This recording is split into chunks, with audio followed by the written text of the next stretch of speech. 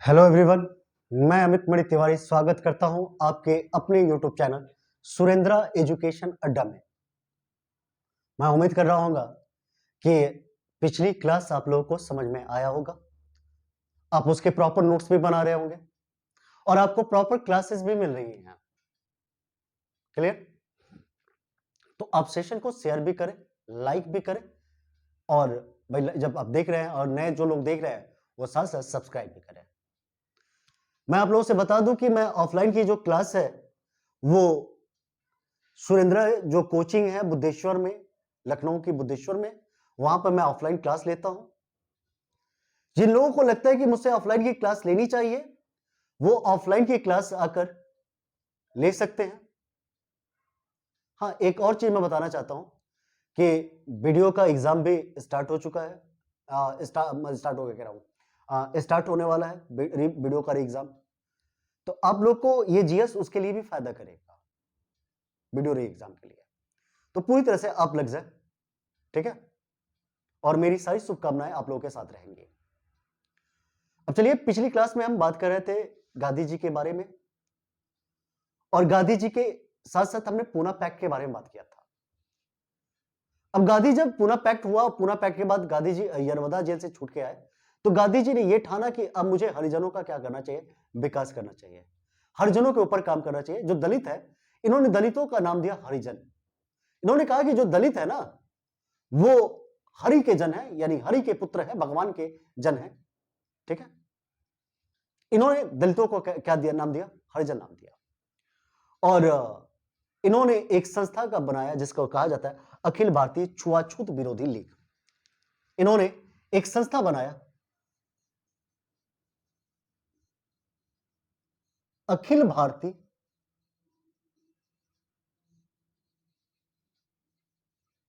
छुआछूत विरोधी लीग, अखिल भारतीय छुआछूत विरोधी लीग, ये इन्होंने बनाया। गांधी जी ने इसकी स्थापना की, ठीक है? क्या किया? इसकी स्थापना किया। इसकी स्थापना गांधी जी 30 सितंबर 30 सितंबर 30 सितंबर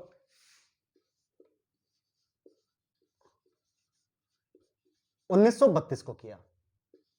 इस समय भी गांधी जी यरवदा जेल में ही है, ठीक है ना? यानी इसके संस्थापक कौन है? गांधी जी हैं। संस्थापक गांधी जी। इस समय भी गांधी जी कहां पे हैं? तो इस समय भी गांधी जी यरवदा जेल में ही हैं।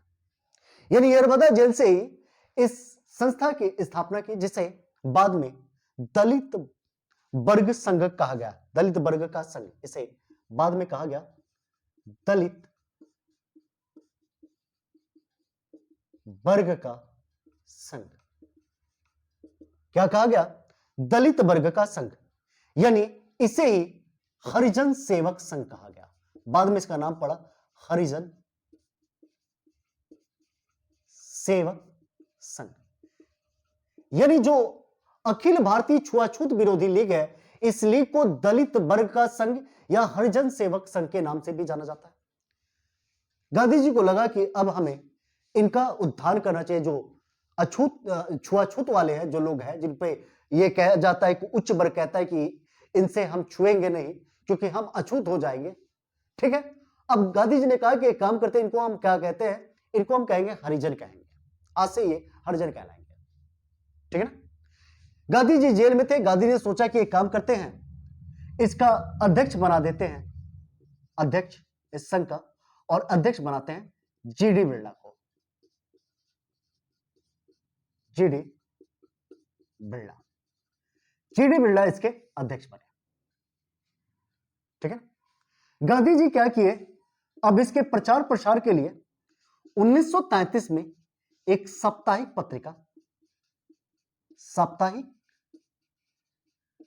पत्रिका हरिजन का भी प्रकाशन करने लगे। हरिजन किसका प्रकाशन करने लगे? तो गांधी जी हरिजन का प्रकाशन करने लगे, ठीक है? गांधी जी क्या किए? हरिजन का प्रकाशन करने लगा। यह बात थी किसकी? अखिल भारतीय छुआछूत विरोधी लीग की। यह गांधी जी के अखिल भारतीय छुआछूत विरोधी लीग की क्या थी? बात थी।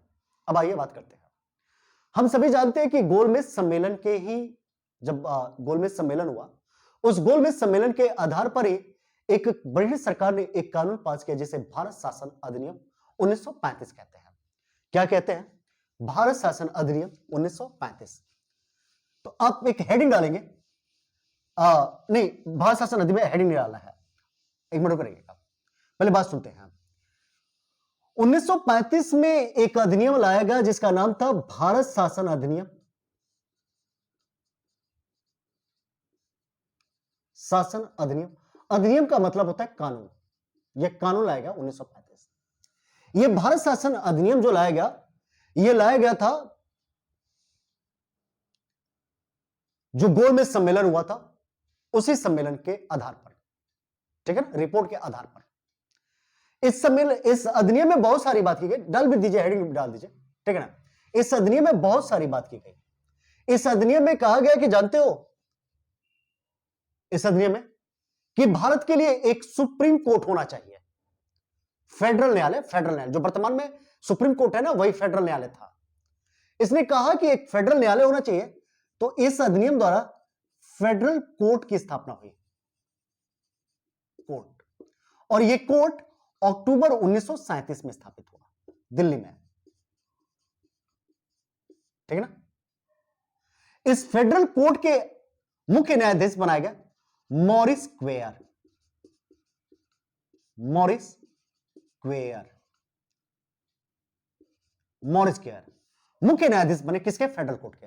अब आप कह रहे हैं sir federal court supreme court क्यों नहीं बोल रहे हैं?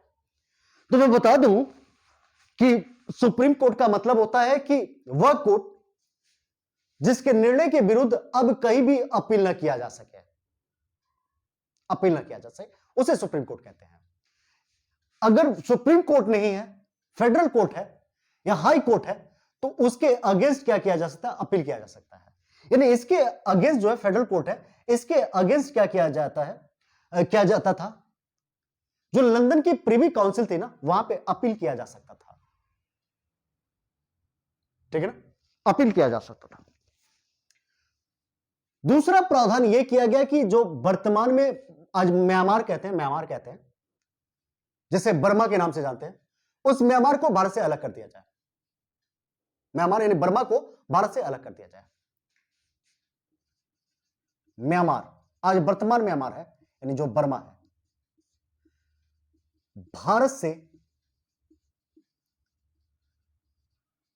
अलग किया गया। इसका प्रावधान किया गया था भारत शासन अधिनियम 1935 में। और कब किया गया? तो इसको अलग किया गया 1 अप्रैल 1937 को, 1937 को, ठीक है।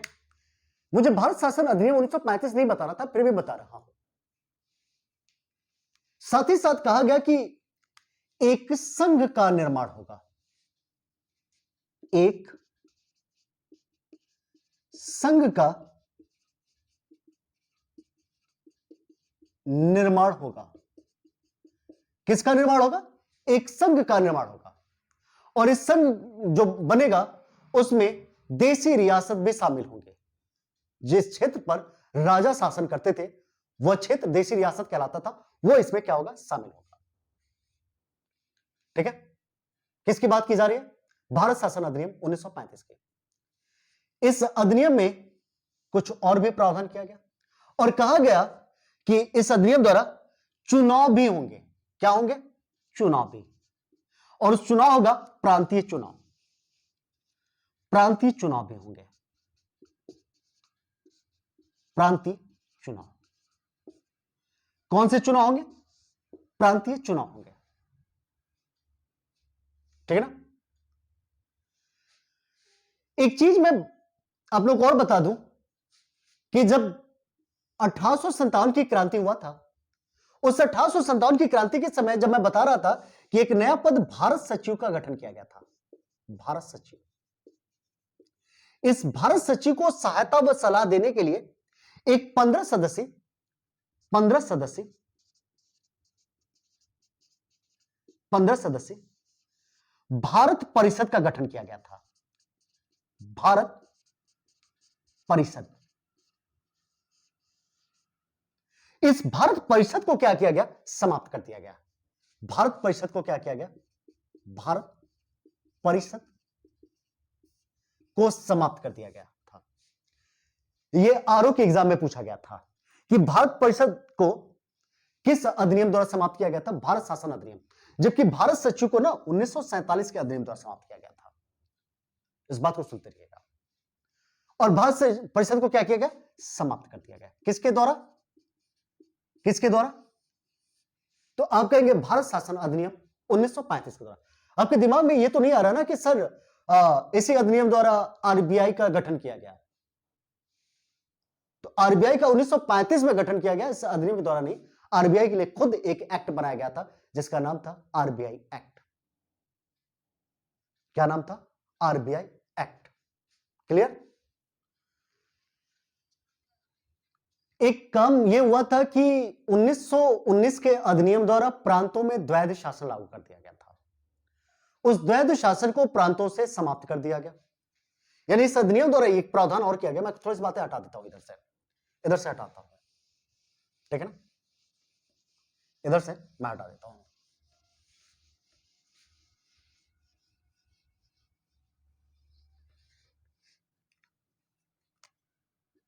क्या किया गया?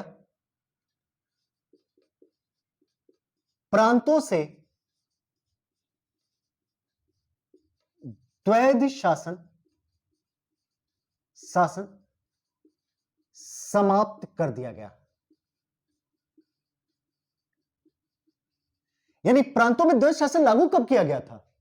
तो प्रांतों में जो द्वैध शासन था वह 1919 के अधिनियम द्वारा लागू किया गया था। ठीक है ना? यानी अब क्या किया गया? तो इस द्वैध शासन को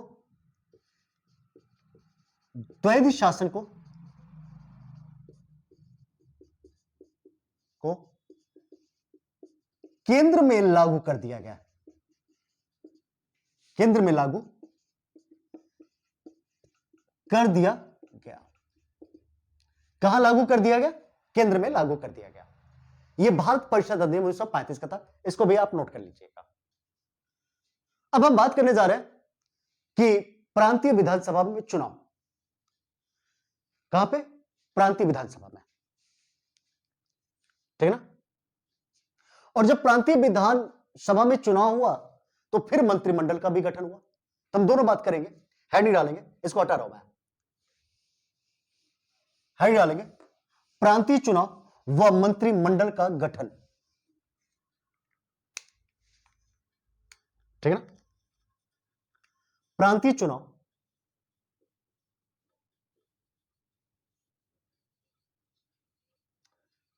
चुनाव व मंत्री मंडल का गठन। ठीक है? यह प्रांतीय चुनाव किस अधिनियम द्वारा कराया गया था? तो आप सभी जानते हैं कि भारत शासन अधिनियम 1935 द्वारा किया गया है। किसके द्वारा कराया गया? तो यह भारत शासन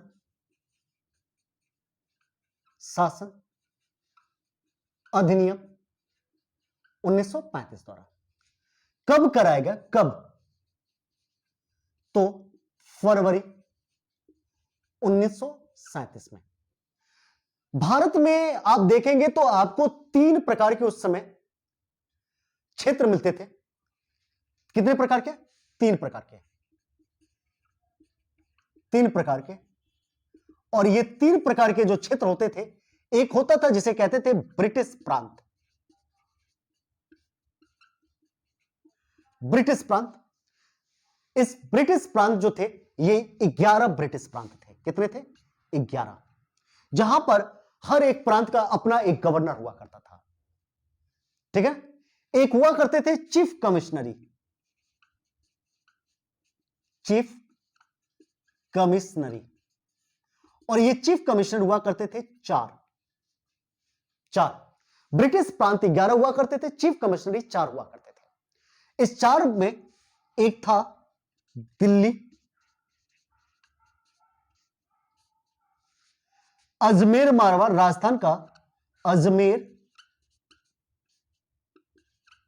मारवाड़, तीसरा जो कर्नाटक का कुर्ग है, कर्नाटक का कुर्ग, और पाकिस्तान का बलूचिस्तान, बलूचिस्तान।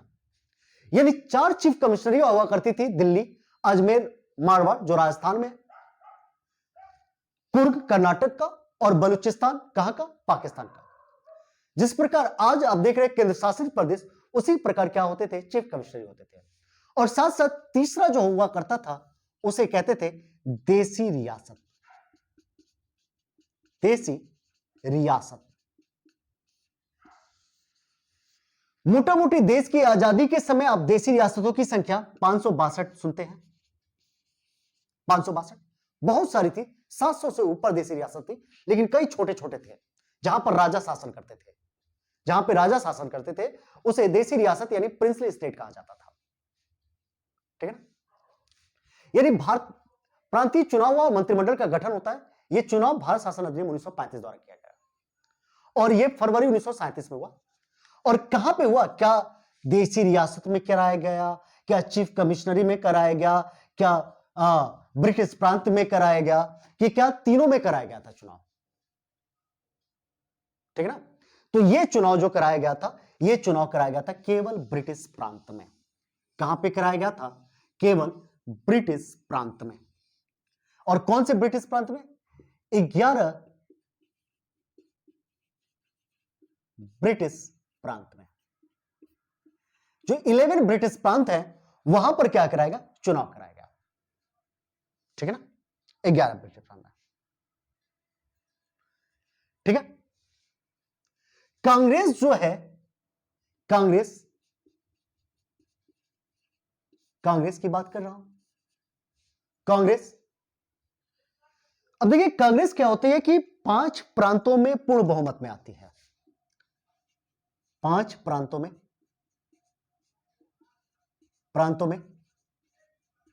पूर्ण बहुमत, और एक प्रांत में वो बड़ी पार्टी के रूप में उभर के आती है। तो आप समझते हैं कि मिलीजुली सरकार बनाई जा सकती है ना, जब बड़ी पार्टी है तो भाई गठजोड़ करके। 5 प्रांतों में तो पूर्ण में आ गए, तो 5 प्रांतों में तो सरकार बनना ही है। एक प्रांत में बड़ी पार्टी के रूप में उभर के आई, इसका मतलब वहां पे भी गठजोड़ कर सकती है, सरकार बना सकती है। इसने किया, ये 5 प्रांतों में पूर्ण बहुमत में आई, लेकिन पार्टी सरकार बनाई, 6 प्रांतों में सरकार बनाई, 6 प्रांतों में सरकार बनाई। ठीक है ना? कितने प्रांतों में? 6 प्रांतों में। तभी क्या हुआ कि 1939 में द्वितीय विश्व युद्ध चालू हो गया और 1945 तक चला, 1945 तक चला।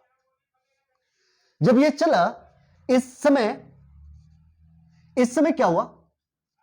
कांग्रेस, जब 1939 में द्वितीय विश्व युद्ध स्टार्ट हुआ, कांग्रेस मंत्रिमंडल में थी, 6 प्रांतों में सरकार उसकी थी। ब्रिटिश सरकार ने क्या किया? भारतीयों को सेना में शामिल करा दिया, सेना में शामिल करा दिया। कांग्रेस नहीं चाहती थी कि भारतीय सेना में शामिल होगा, बिना कांग्रेस के पूछे कांग्रेस ने क्या किया? मंत्रिमंडल से इस्तीफा दिया, क्योंकि मंत्रिमंडल भी गठित हो जाएगा ना, सरकार बनेगा तो। मंत्रिमंडल से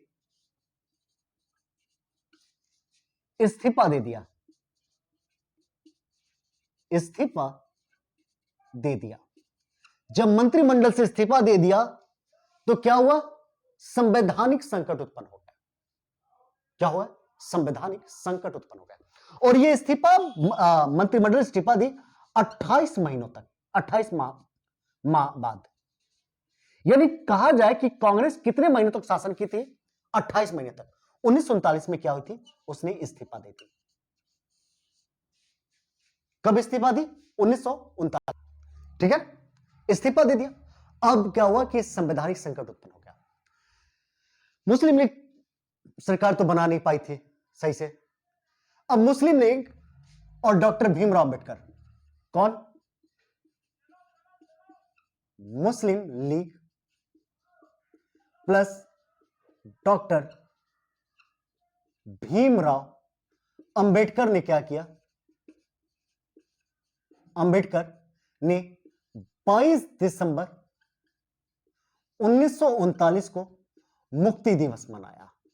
कहा कि चलो भैया, कांग्रेस कम से कम इस्तीफा तो दे दी, अब हम क्या करते हैं, मुक्ति दिवस मनाते हैं। क्योंकि आप सभी जानते हैं कि कांग्रेस मुस्लिम लीग का एक ही लक्ष्य था, और वो क्या था? वो था कि पाकिस्तान की मांग, डिमांड ऑफ पाकिस्तान, ठीक है ना। तो यानी हम बात कर रहे थे कि ये जो प्रांतीय चुनाव हो रहे हैं 1935 के अधिनियम द्वारा हो रहे हैं, फरवरी 1937 में हो रहा है, 1939 तक चले, 28 महीनों तक चले हैं। 11 ब्रिटिश प्रांत में होते हैं, कांग्रेस 5 प्रांतों में जीतती है और 6 प्रांतों में क्या करती है, सरकार बनाती है। 1939 में कांग्रेस द्वितीय विश्व युद्ध के कारण क्या करती है, इस्तीफा दे देती है। 28 महीनों तक कांग्रेस मंत्रिमंडल साथ काम करती है, और मुस्लिम लीग और डॉक्टर भीमराव अंबेडकर क्या करते हैं, 22 दिसंबर 1939 को मुक्ति दिवस मनाते हैं। यह बात थी प्रांतीय चुनाव और मंत्रिमंडल के गठन से संबंधित। तो मैं उम्मीद कर रहा हूं कि आपको क्लास ये पसंद आई होगी, समझ में भी आया होगा। तो आप इस सेशन को लाइक, शेयर और सब्सक्राइब कर रहे हैं, साथ ही साथ इसका नोट्स भी आप बनाएं, ठीक है ना। तो आज की क्लास को यहीं पे वाइंड अप करता हूं, पुनः नेक्स्ट क्लास में आपसे मिलता हूं।